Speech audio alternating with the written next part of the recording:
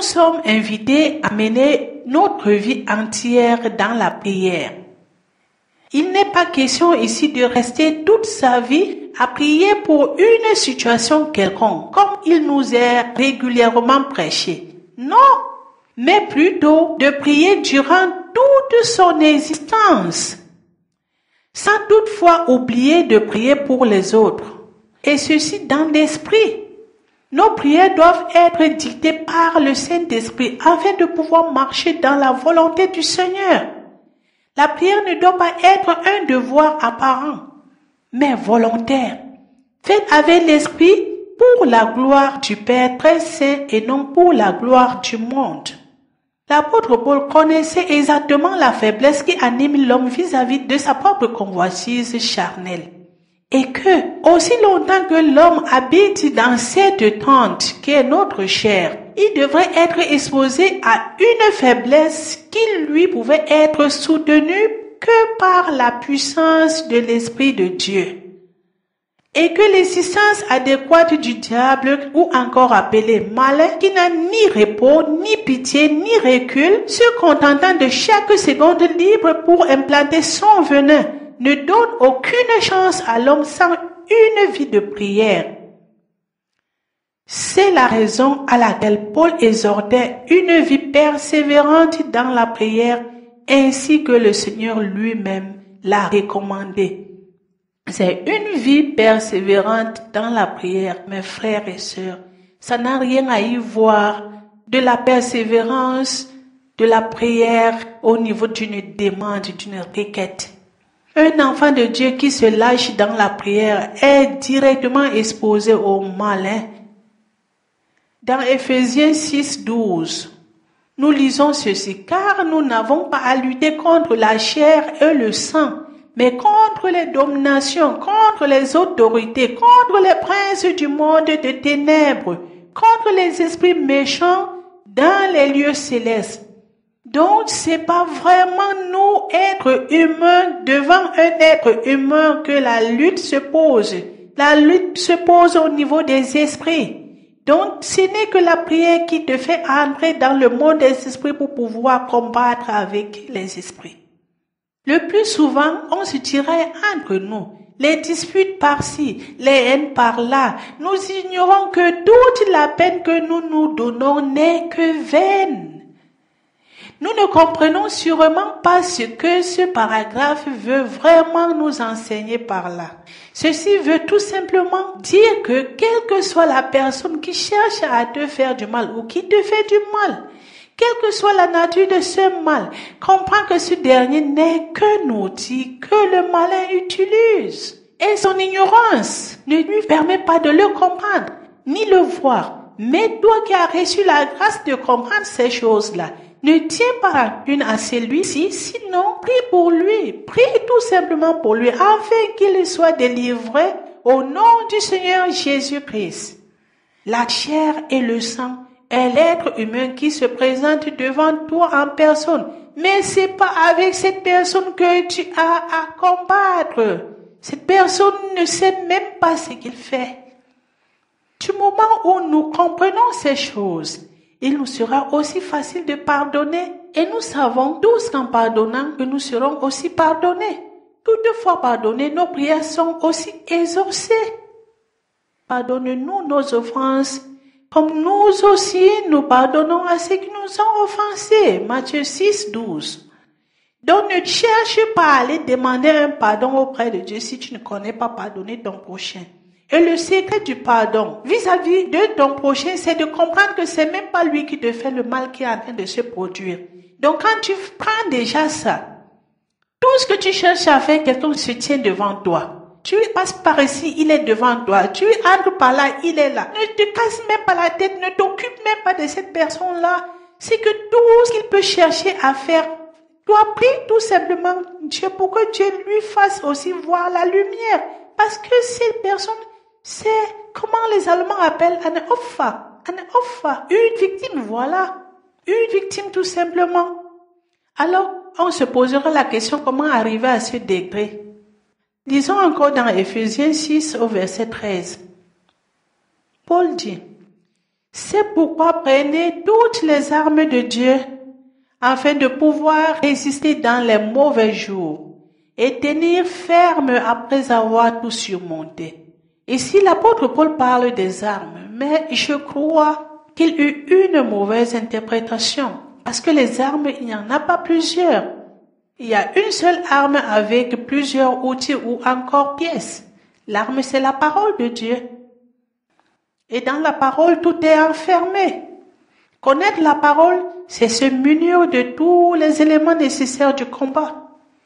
Avec la connaissance de la parole, on entre dans une fermeté absolue, car on ne se doute plus de rien. L'Esprit de Dieu te révèle les réalités divines et la fermeté est là. La fermeté que Paul nous recommande au verset 14. Tenez donc ferme.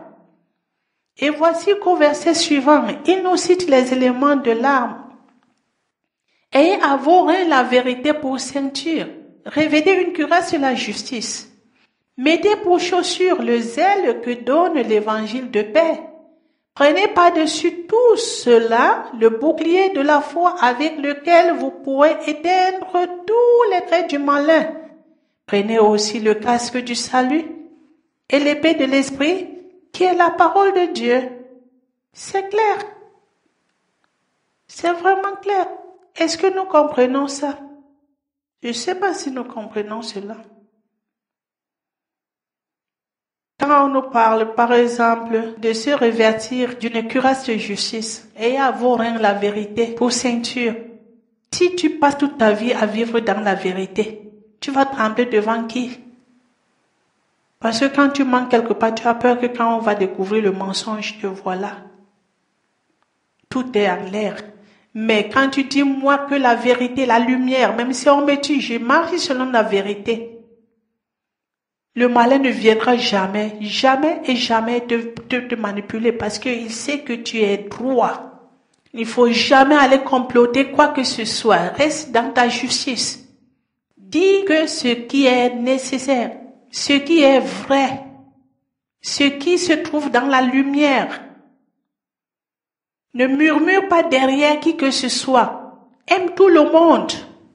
Alors là, tu t'es revêtu d'une cuirasse de justice. Et au niveau des chaussures, on dit quoi? Le zèle qui donne l'évangile de paix. Tu pourras? Oui, tu pourras. Si tu veux, tu pourras. Avec l'aide de notre Seigneur, tu pourras. C'est un amour profond que tu dois porter de la parole, de l'évangile. Quand tu portes un grand amour pour l'évangile, tu es aussi prêt à étudier l'évangile pour la connaître jusqu'au fond. Partout où tu marches, et quand il vient te dire ceci, tu lui dis, il est aussi écrit cela. Parce que tu as maîtrisé. Il connaît aussi l'évangile que toi, ou bien plus que toi-même. Mais quand toi-même tu as aimé l'évangile et que tu ne vis que dans l'évangile, tu nages dans l'évangile, tu marches que dans l'évangile. Quand il vient avec, il est écrit, toi-même tu lui as dit que tu as encore regardé là, il est aussi écrit. Et il va partir, tu seras toujours vainqueur. C'est ça. Et maintenant alors, par-dessus tout, vous connaissez ce qu'on appelle bouclier, non? Il y a des moments où tu vois un grand guerrier là-bas en train de marcher avec tous ces carapaces. Moi, je sais même pas comment appeler tout cela, de la tête jusqu'aux pieds et tout, mais il est pieds munis. Si on le fusille, ça ne peut pas passer. C'est ça. C'est ça. Tu as mesure de dire que mettez-moi dans un feu, plongez-moi dans un feu, je vais sortir au nom de mon Seigneur Jésus-Christ. Je vais sortir vivant. La foi, c'est le bouclier de tout. Quand tu as la foi, on te dit là où tu es là, tu mets ta main dans cette marmite, ta main va brûler. Tu dis, je mets ma main, je ne vais pas brûler. Tu vas mettre ta main là, ta main va sortir comme tu l'as mise. Rien ne va se passer. Rien. Parce que tu as la foi que celui à qui tu as cru, c'est lui qui a donné la force au feu pour bouillir la marmite et il peut refroidir cette marmite bouillante au moment même, à l'instant même où tu es en train de mettre ta main à l'intérieur et ta main ne va pas brûler. Où il va laisser que la marmite bout devant les yeux des gens et ta main que tu es en train de vouloir mettre dans cette marmite-là, il rend ta main comme un fer. Tu vas plonger la main et la main va ressortir comme elle est sortie. Parce qu'il est capable, il est capable de le faire. C'est cette fois-là. Lève-toi et marche. Et quand tu as ça, tous les épées, toutes les flèches qui peuvent passer, rien ne pourra te toucher. Rien. Comme j'ai dit au début, que la parole, c'est l'arme et tout le reste, c'est des éléments. Voilà, il a clôturé ici l'épée de l'esprit qui est la parole de Dieu. Donc, la parole, c'est l'esprit, c'est une épée qui blesse toutefois que tu vois le sang. Un esprit n'a pas de sang, n'a pas de chair. Comment tu vas prendre l'épée comme ça pour aller bagarrer avec un esprit? Tu ne vas pas pouvoir le toucher. Et pourtant, quand tu lui bombardes un passage biblique, il n'est plus là. C'est ça l'épée de l'esprit, la parole de Dieu. C'est ça. Donc tout ce que je peux vous exhorter pour qu'on puisse arriver vraiment à ce niveau d'être appelé enfant de Dieu. Étudiez très bien ce passage. Paul aux Éphésiens, le chapitre 6. Commencez du premier verset jusqu'au dernier. Lisez ça. Et puis, restez, méditez, pratiquez. Vous me direz. Alors nous retenons ici que la prière est un moyen nous permettant de rester en contact avec notre Père Céleste. Elle nous renouvelle dans l'esprit et nous rassure la présence du Dieu en nous. Avec foi, nous avons tout en Jésus-Christ notre Seigneur. Quand on a tout compris cela, c'est la sortie des inquiétudes. L'inquiétude est un acte de trouble, du manque d'assurance, de l'insuffisance. Nous le savons tous que c'est un fléau qui touche des milliers de personnes d'une manière à une autre. Or, la parole nous dit, si tu es en Christ, tu es une nouvelle création. Voici les choses anciennes sont passées et toutes choses sont devenues quoi? Nouvelles. 2 Corinthiens 5, 17. Et Christ dit, ne vous inquiétez donc pas de votre vie. Ne vous inquiétez donc pas de votre vie. Vous lirez ça dans Luc 12 au verset 22. Ne vous inquiétez donc pas de votre vie. Dans l'épître de Paul aux Philippiens, qu'est-ce qu'il a dit? Ne vous inquiétez pas. Il y a plein de versets qui enseignent l'abstraction des inquiétudes, mais hélas, nous sommes toujours là en train de nous inquiéter. Allons un peu dans la Bible et puis illustrons nos propos avec la lecture dans Philippiens 4, versets 6 à 8. Je me permets de lire. Ne vous inquiétez de rien, mais en toutes choses faites connaître vos besoins à Dieu par des prières et des supplications, avec des actions de grâce, et la paix de Dieu, qui surpasse toute intelligence, gardera vos cœurs et vos pensées en Jésus-Christ. Au reste, frères, que tout ce qui est vrai, tout ce qui est honorable, tout ce qui est juste, tout ce qui est pur, tout ce qui est aimable, tout ce qui mérite l'approbation, ce qui est vertueux et digne de louange, soit l'objet de vos pensées. Vous voyez, on marche toujours dans les mêmes conseils, dans les mêmes propos. On a parlé de la justice là-bas. Un peu plus haut, il a parlé de la vérité, de la justice, parlé de la paix, zèle de paix, l'évangile de paix, de la foi, etc., etc. Et nous voyons que c'est toujours l'appel à la sanctification. Et ici, chez les Philippiens, il les recommande d'être juste, la justice, d'être pur, la sainteté, d'être aimable, l'amour, tout ce qui est saint, propre.